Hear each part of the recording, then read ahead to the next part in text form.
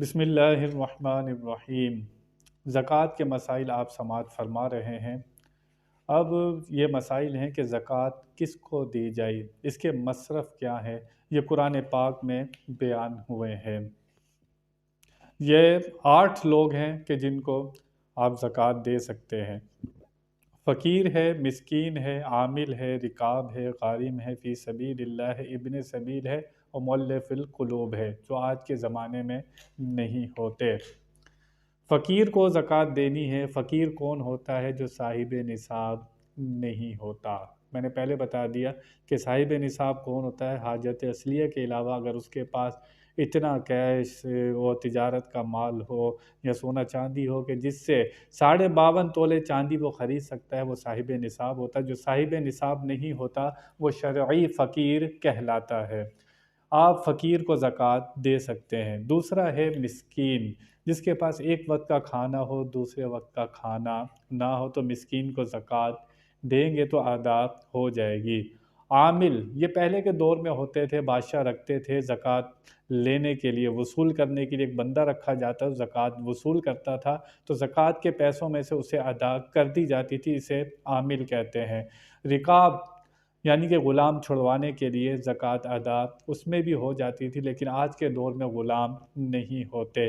غارم، اگر کوئی مسکین ہے، فقیر ہے، اس پر قرض بہت ہے، اگر آپ اسے زکوٰۃ دیتے ہیں تو وہ قرض اس کا ادا ہو سکتا ہے، تو آپ کی زکوٰۃ ادا ہو جائے گی۔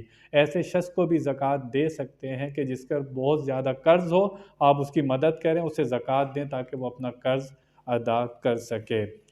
چھٹا شخص ہے فی سبیل اللہ، اللہ کے، اس سے مراد وہ ہے کہ جو مسافر ہوتا ہے، یعنی کہ وہ شخص جو فی سبیل اللہ، اللہ کی راہ میں ہو۔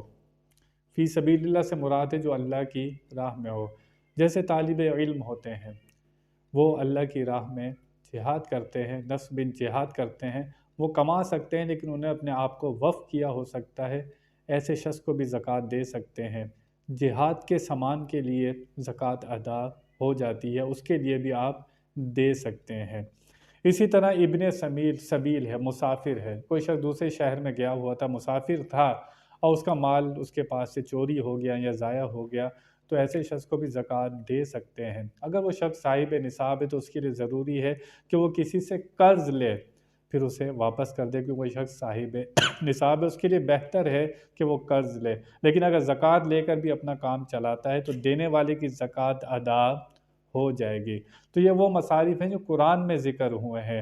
فقیر کو دے سکتے ہیں، مسکین کو دے سکتے ہیں، عامل آج کے دور میں نہیں ہوتے، غارم غلام بھی نہیں ہوتے، فی سبیل اللہ، یہ اللہ کی راہ میں مسافر آپ کو مل جاتے ہیں، ابن سبیل، مسافر اگر کوئی مل جائے تو اسے بھی زکوٰۃ ادا کر سکتے ہیں۔ تو یہ مصارف تھے، تو اللہ تعالی ہمیں سمجھنے کی توفیق عطا فرمائے۔ وآخر دعوانا ان الحمد للہ رب العالمین۔